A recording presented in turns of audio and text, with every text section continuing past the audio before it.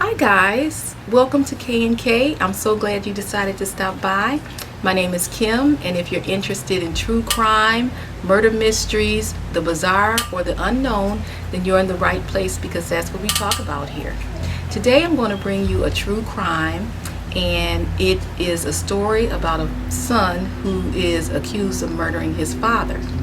This story takes place in 1998 in San Antonio, Texas. It's November 1998 in San Antonio, Texas. And the young man who is accused of murdering his father is Brian Vaughn. Brian Vaughn is a 16-year-old kid. He is not doing very well in school. His grades are very poor. However, he is a very talented and gifted athlete. He plays basketball, and he actually has the chance of receiving a basketball scholarship if he can keep his grades up to a certain minimum. 3 months prior to the incident, 3 months prior to the murder, Brian's car catches on fire. The circumstances surrounding the fire are a little suspicious, but nothing is ever proven, and so Brian is never charged with any crime. Day of the murder, Brian and his father are at the car dealership. Brian's father is going to buy him another car to replace the car that was burned. So they're at the car dealership, and Brian wants his father to purchase a new car for him, and his father is not going to do that. Brian's grades are very poor, and his father does not feel that he deserves a new car. Now, he is willing to purchase him a used car, but this is not going to work for Brian. He absolutely wants a brand new car, and he and his father, they argue the entire time they're at the dealership about this. The salesman at the dealership would later testify that Brian and his father argued the entire time they were there, and they ended up leaving the dealership without buying a car. Brian has a brother, and his name is Chris. Chris at the time is 12 years old, and Chris would later testify that Brian and his father argued the entire time they were at the dealership. They argued the entire time they were in the car returning home, and they argued up until 11:30 that night, which is when his father went to bed. So Brian, at about, I think it was 1:24, I believe it was 1:24 or 1:30, I'm sorry, at 1:30, Brian hears a loud bang coming from his father's, no, it was 1:30. So I have my timeline here, guys.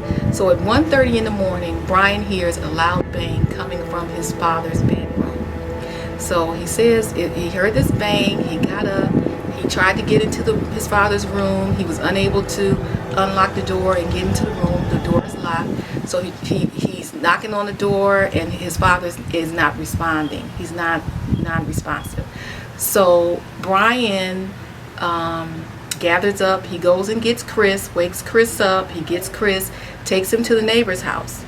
Now he goes to the neighbor's house, and he asks them if he can leave Chris there, and he tells them what happened. He heard this loud bang from his father's room. He was not responding. He was trying to call him. His father would not respond. He can't get inside, and he wants to leave Chris there so Chris can be safe. Now, he told the neighbors he'd already called the police, and that he was going to go back home and wait for them there. So Chris goes back home, and the police come. So when the police come, they also try to access the room. There's no response. They're knocking on the door. They kick the door in, and they kick the door in, and what they find is Mr. Vaughn, Mr. Leslie Vaughn. This is Chris's dad. This is Brian's dad. They find him face down in the bed with a gunshot wound to the back of his head. So the police they begin to investigate, and they are taking, this is a crime scene, so they are going over the crime scene. The first thing they notice when they go into the room is there are 2 doors that lead out to the balcony. He has French doors leading out to the balcony, and they are glass. One of the doors has a humongous hole in it, and on the floor next to the bed is a 10-pound limestone rock, which has been thrown through the glass door. This rock was thrown through the glass door, and there's a humongous hole, and supposedly this is how the murderer got access to the bedroom. So this big rock is on the floor, and there is glass everywhere. There's glass all over the floor, and the police notice that there's also glass all over Mr. Vaughn. So he is covered in the glass, and immediately they take note, because if there's glass on the deceased, the glass on it doesn't make sense.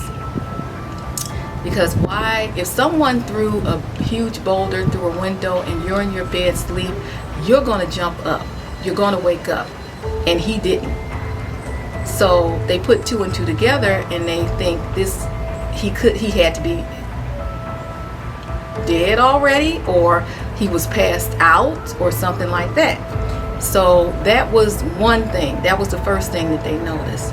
The next thing they noticed was when they were leaving, going out of the room, there was blood on the outside of the door. Now, when Brian called, he couldn't get inside the room, so it was very suspicious that there was blood on the outside of the room, the wall that was on the outside of the room. So that was the second thing. The next thing is that they noticed was there were shards of glass in the hallway on the rug in the hallway. So the crime has taken place in the bedroom, in the master bedroom, and why are there shards in the hallway? The door is locked, the killer was in the bedroom and left through the window, through the glass door. The way he came in is the way he left, so why would there be glass in the hallway? And finally, they went into the bathroom, and in the bathroom there was more glass, and they also found 2 hairs in the sink. So all of these things are making the police a little suspicious, and what Brian is telling them is not adding up. 1 and 1 is not equaling 2. So they're continuing to do their investigation, and this, like I said, there's a glass door, and outside the glass door it leads to a balcony. There is a balcony, and it is a freestanding balcony. There are no stairs to the balcony, there's no ladder to the balcony. The only way to access this balcony is through the master bedroom. So the investigators, they're looking around down there, and it happened to be a period when there was a lot of rain. It had been raining a lot, and so they're looking down there to see how could someone get up. The balcony is 15 feet up, and so they're wondering how could someone, get 15 feet up, climb 15 feet up to this balcony with no stairs or no ladder. They're looking around, there are no ladder prints for ladders, and because the ground was moist, there would be a print if someone had been out there. So there's no print of a ladder, there are no footprints, nothing. So it's very suspicious, because if someone was able to scale and get up there, it would be very hard for them to do it holding a 10-pound boulder, and also it would be almost impossible for someone to throw the boulder onto the balcony and then climb up. And it's almost impossible. It would almost impossible for someone to get to that balcony without a ladder or some stairs. So the police are becoming very suspicious. During this time, Chris, he's the younger brother. He's 12 years old. He is at the neighbors, and their mom, her name is Madeline Vaughn. She is at work. She is a registered nurse, and she works at a local hospital. So the police find out that Chris took his brother to the neighbor's house, dropped him off at the neighbor's house, and they go and they speak to the neighbor. And when they talk to the neighbors tell them that Brian dropped Chris off at 1:24 that morning. And they know this because they have an alarm clock that's right by the bed. And when he rang the doorbell, they both looked at the alarm clock, so they knew for sure what time he dropped Chris off. So at 1:24, they say he dropped Chris off. He told them that he heard this bang in his father's room, and he told them that he had already called the police and that he was going back home to wait for the police neighbors. And so the neighbors would also testify that Brian told them that his father was not breathing, which was very confusing to them because, I'm sorry, I'm outside, it's bugs flying, which was very confusing to them because he told them that he could not gain access into his father's bedroom. So how do you know he's not breathing? They did a gun residue, they also performed a gun residue test on Brian's hands that night, which is, that's routine. If there is a routine, they performed the gun residue test on his hands that night, and it actually came back negative. Excuse me. They also did a toxicology test on Mr. Leslie Vaughn, and they found that it was negative. He had no drugs, no alcohol in his system, because they thought maybe if he was intoxicated, maybe that's why he didn't move when the boulder was thrown through his window. Maybe he was too drunk or too high. That was not the case. It was found negative. There was nothing in his system. So because of that told the police he was probably already deceased when this happened, and it made them think, wait a minute, this looks like it's been staged. And at this point, Brian is arrested. He's taken to jail, and a lot more facts come out during the trial. Now, there was the times, they just don't add up. There was a 911 call made at 1:46 a.m. And in the 911 call, Brian tells the operator that he heard a loud bang coming from his dad's room, and that he was unable to get into the room, and his dad was not responding. And the 911 operator is taking the information, and Brian is talking, and he says, yeah, he's not responding, I can't get in, and he's bleeding from his mouth area. And so the 911 operator says, okay, so your dad, you can't get in the room? And he says, that's correct. And she says, well, how do you know he's bleeding from his mouth area? And so he says, I don't know that. And so that was brought up at trial. And the fact that Brian took his brother to the neighbor's house at 1:24, I believe. It was 1:24 a.m. when he took his brother to the neighbor's house. Now, he took his brother to the neighbor's house, and remember, he told the neighbors he'd already called 911, which was not true, because of course they keep a log and they know when calls come in, when calls go out, and all that type of thing. And so they just went back and looked. The call to 911 didn't come in until 1:46 a.m. So he took his brother there at 1:24 a.m. He did not call 911 until 1:46. So he had 22 minutes in between. What was Brian doing? Why did he lie? Okay, so what they believe actually happened was that Brian was very angry with his father. Remember, we talked about them arguing practically basically the entire day. So he's very angry with his father. He's mad, he's upset because he cannot get a brand new car, and he wants to be that guy.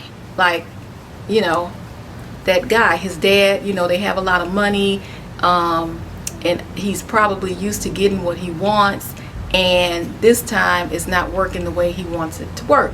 So he's very upset, he's very angry. So what the police believe happened is that he waits for his father to go to sleep. He wakes his brother up, tells his brother this story, that, you know, he heard this bang, blah, blah, blah, that he called the police and everything, and takes his brother to the neighbor's house. So they believe he took his brothers to the neighbor's house, and then he returned home. And when he returned home, he went into his father's bedroom, took his father's gun, because his father kept a 9mm gun in his bedside table. He kept a gun there, and that gun was never found. So they don't know what happened to it or how he got rid of it, if or what, but it was never found. But they believe he went, got the gun out of his father's bedside table, shot his father, and then he was on a mission to try to stage it and make it look like there was a burglary. And so he shoots his father, and then he goes out, gets this big boulder, goes out on the balcony, throws it into the room to make it look like a burglary. And he was his worst enemy in the whole case. He just really set himself up, and he didn't realize what he was doing. So they believe he did that, threw the boulder, and then after he did that, he went unknowingly and touched the wall and put blood on the wall outside the bedroom, tracked the shards of glass through the hallway into the bathroom, and then he washed up in the bathroom. And they believe that's why there was no gunshot residue on his hands, because he told them, I washed my hands, but there was no gunshot residue on his hands because he washed his hands. So he was put on trial, and in, let's see, I believe it was June of 2000, he went on trial, and he was tried as an adult. And at that time, I believe he probably was 18 maybe, or 19. He went on trial, and their defense was, he kept that same defense, that there was an intruder. But all the holes in his story, it just kind of, the bottom fell out. And he was found guilty. He was found guilty, and he was sentenced to 33 years. And he was actually eligible for parole in 2017. And from what I could find from the research that I did, he was actually released in 2017. And I believe in 2017 he was still a relatively young man. He was only, I believe, maybe 38 or something like that. So he's very fortunate that he is still young, and he still has a chance to do something, hopefully something good with his life. You know, after such a horrific, you know, crime that he committed, all because he could not get what he wanted. So I hope you guys enjoyed this story, and I really found it very interesting. I heard it's an old story, like I said, it's over 2 decades old, but it was really interesting, and that's why I wanted to bring it to you guys, because I thought it was very interesting, you know, how a kid could kill their parents because they didn't get something that they want. And a lot of kids feel so entitled, and they're spoiled and all that kind of thing. So we just got to be careful with our kids and try to make sure that we, you know, teach them that life is not, it's not like that. You don't get everything you want, and you have to work for things that you want. It's just not going to be given to you. So I hope you guys enjoyed the story. I surely enjoyed bringing it to you, and I can't wait to bring you the next one. Bye.